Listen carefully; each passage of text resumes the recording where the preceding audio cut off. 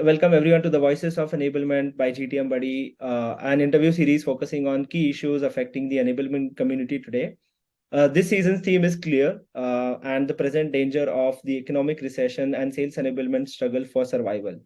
How do you make, in this scenario, how do you make compelling case for the value of enablement in an unpredictable economy, right? This is the core question the Voices of Enablement by GTM Buddy seeks to answer in this season.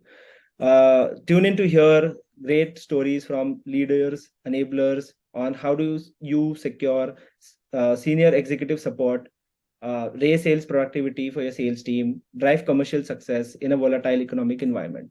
Our guest for today is Whitney Sieck. Whitney is currently running Enablement Enthusiast, her own consultancy firm. She's also a community advisor at the Enablement Squad, which is a very active Slack community by enablers for enablers. While her title says Revenue Enablement, Whitney is a collaborator, trainer, strategist, mentor, and lifelong lover of learning. So, hey, Whitney, such a pleasure to have you on the show. Oh, thank you so much. I'm happy to be here. This topic is very near and dear to my heart and very relevant right now. So I'm excited to dig in. Awesome. So, how do you elevate the role of sales enablement with the C-suite when many support functions are eliminated? We are seeing like a lot of layoffs happening in the sales world and the product marketing world, in the enablement world, different functions, right? So particularly talking about sales enablement, like how do you elevate the role, right? So that your C-suite executive is supported. Yeah, it's clear based on the current circumstances that we haven't quite figured this out yet. But I'm incredibly passionate about this topic, and we could probably spend the full time talking on this one right here. Like back in the sales training days, like before sales enablement was a term that we were familiar with, I owned a literal cost center where we charged back to the business that attended our training sessions.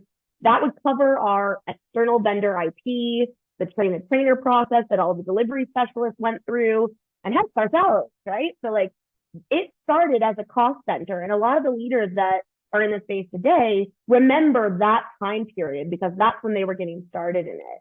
But I think the very first thing that we as an industry need to do to elevate it is to not have the function viewed as a support function at all, but as a strategic partner. And so this reminds me of back in the day when we would coach our sales teams on, that mindset shift of no longer being a vendor, but of being a partner to your buyer through the process. And so let's talk about how to do that. I think it's important to get like practical and tactical with it. And I've got a lot of ideas on how to start this up. I started my last 3 enablement functions in a similar fashion and gotten a lot of lessons learned through it. So I think this starts at the very beginning in the interview process. If you're an enablement leader and you're going through the interview process, do not take that job description as written in stone. The leaders that you're meeting with should be influenced and challenged on what the right description of enablement is. And so I think that is, an important shift for us to start considering is that we can have that influence as early as the interview process. I know I've had tons of conversations around reporting structures and things like that through that process. Now, once you're in the organization, I think it comes down to doing your research. You can't just start the same enablement function that you started at a previous company at your new one. You have to, do listening tours, understand the challenges, understand the perceptions of what people think enablement is. How do they currently define it? And I've done things like leadership landscape surveys to understand that perception right when I'm getting started. So once you've done your research, I think you have to create something that's the right fit for the culture and where they are right now. Sometimes leaders jump too far ahead and create the ideal state scenario, and you have to be able to bridge that gap. So what is right to have some of those quick wins in the culture as it exists? And how do you move them across to that ideal state in the future? That's your roadmap. And so my biggest piece of advice here is treat enablement like a sales function where your sales teams and your customer success teams, those are your internal customers.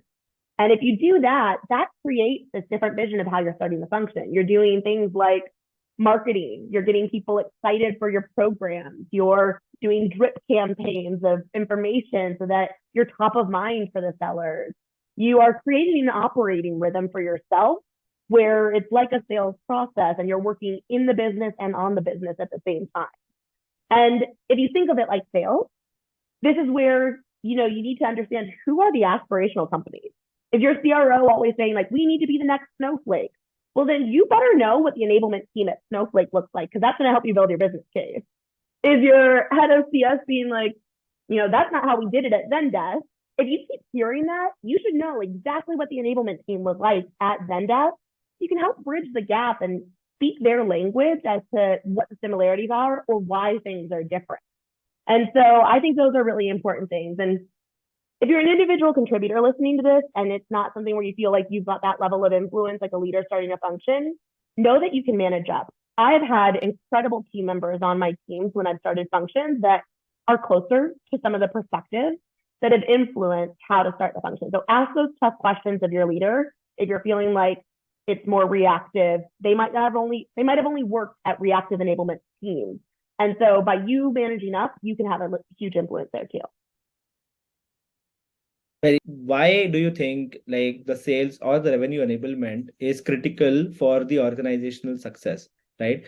Yeah, so to be completely candid, I think we may be asking this question to the wrong profile, because we in enablement can talk all day about why we're great.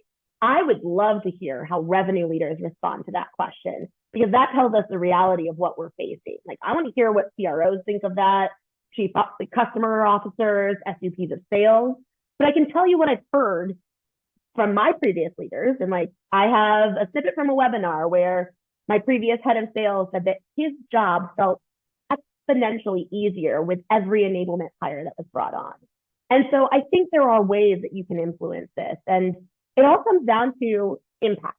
And that'll be a theme throughout probably the rest of my conversation, because I joke that impact is my love language. But enablement it can have a multiplier effect. And so investing in one of us gives back to the business tenfold.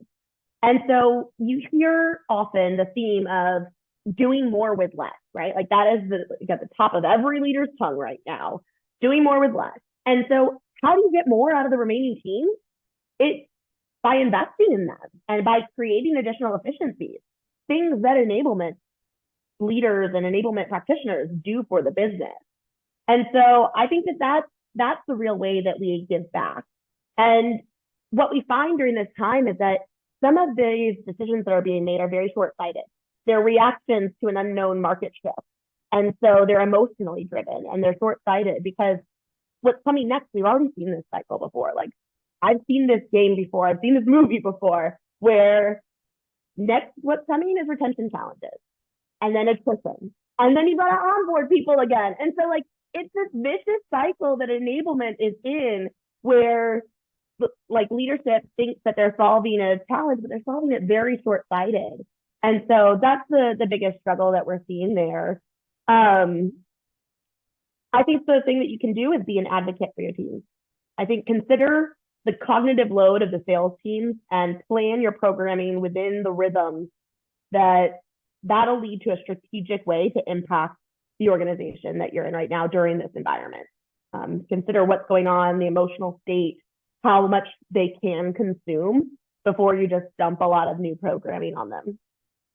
So how has the in such scenarios, according to your experience, how has the role of enablement changed when you're not hiring a lot of reps? Yeah. I don't know if it's changed, but it's got a brighter spotlight on it. And what I mean by that is ruthless prioritization is critical. It's always critical for enablement, but even more so when you're not having that hiring and onboarding, which is like what a lot of people think of when they think of enablement. And so I use the line, we can influence anything, we can, but we can't influence everything. So really getting tight on the biggest priorities to move the needle is going to be critical when you're not hiring a lot of reps today. And one of the biggest trends that I'm seeing right now is the focus on manager enablement, focus on coaching and getting your managers to be great coaches. And this shows up in a few different ways. I see it as either enablement functions, hiring coaches, sales coaches, creating like manager enablement programs, or I see this as actually like it's one or the other. They're either investing in their current managers to become better coaches, or they're hiring coaches to help managers with that workload. That's probably a better way of saying it. And there's a ton of stats that like show that this is a great approach. Like I know Seismic's recent ebook, they had something on next level coaching. It said teams experience a 76% increase in closed won rates when they take a personalized approach to coaching. And so you see a ton of value there. When I was at an organization that was looking to IPO, I did an enablement series with my team where I brought in all the enablement leaders who IPO'd in the past, like in the previous 2 years. And I did a series with my team where we asked the same questions to understand what was most impactful leading up to that IPO and what that experience was like. And we found a trend that a consensus said that hiring someone to focus on manager enablement got them rowing in the right direction, got them more efficient because they were having that consistent motions within the team. So I think manager enablement is a good focus area for those when you're not hiring a ton. So when you mentioned like these onboarding sessions and training are scarce, right? Like Yeah. what value in this scenario can enablement teams provide, especially for the tenured reps, right? Because they have been in the system for a long time. And what revenue leaders also always focus on is how do you make your like low performing reps more like your higher performing reps? Like what are they doing that we can replicate on somebody who's not hitting their quotas, or somebody who's low on just join or something like that? So yeah, how's your experience in that space? Yeah, I would say when you shift the focus, right? Like, okay, when enablement starts within a business, they often start by creating things for scale. They create things that are going to hit the largest audience. When the priorities shift like this and your focus is on tenured reps, you have to get hyper relevant and focus on what is in it for them. And so every activity should be focused on what's going to increase participation in quota attainment. You should diagnose the sales cycle and identify opportunities to get the reps money faster. How do you close deals faster, right? How do you increase deal size? I think when you focus on things that are going to get your reps more success, that's when they're going to see what's in it for them. And I think one of the things that you see most often is like automating as much of the repetitive programming to make space for customization. And customization could be like by segment, right? And this is where it's tough because enablement leader tenure is around 2 years. And if you think about what happens within a 2-year time span, you're standing up a function, you're standing up focus on scale and what can hit that widest audience. But during a downtime like this, you've got to push a lot of those foundational like enablement debt building activities to the side. And so what that looks like is you might have a plan to build this award-winning onboarding experience or this, award-winning product launch process. Well, you got to sacrifice some of that quality to focus on what is most relevant to drive the needle right now. So I'm not saying get reactive. I'm saying still focus on best practices, but shift your priorities to what's in it for them and how they can make the most money. How can enablement teams up-level rep skills and make them more effective? So I think this plays really nicely into what we were just chatting about, but that hyper relevance becomes critical. And so to me, what comes to mind here is competitive intelligence or market intelligence, things that can help your field educate the buyer on the ever-changing space, because everyone's trying to figure this out together right now. And having your sellers add value by being that consultative guide on the change and how to navigate that within their own business, I think that that's really critical. So focusing on things like that are going to be shifting quite frequently and creating space to keep the team up to speed on what is the latest and greatest. And the other thing is creating space for peer learning, because you might be doing more with less. You've got to use your resources that you have, and that might actually be the field itself. Leaders have really well-intended plans, but the field is in the trenches and they're hearing what is actually happening in real time with customers.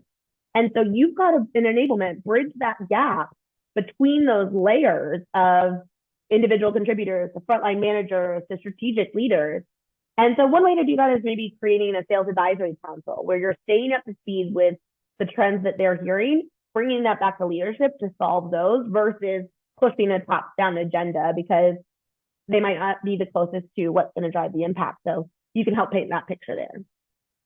Any parting piece of advice for like the voices of as a voice of enablement?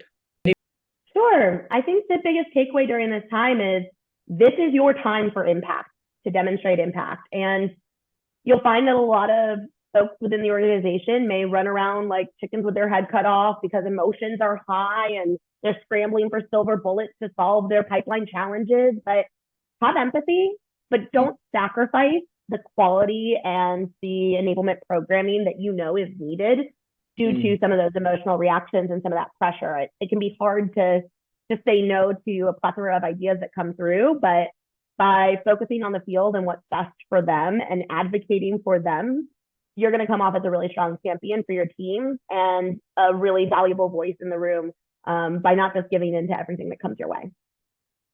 That's a really great piece of advice, Whitney. Once again, thanks a lot for taking time and doing this with us. Really appreciate it. Thank you so much for having me.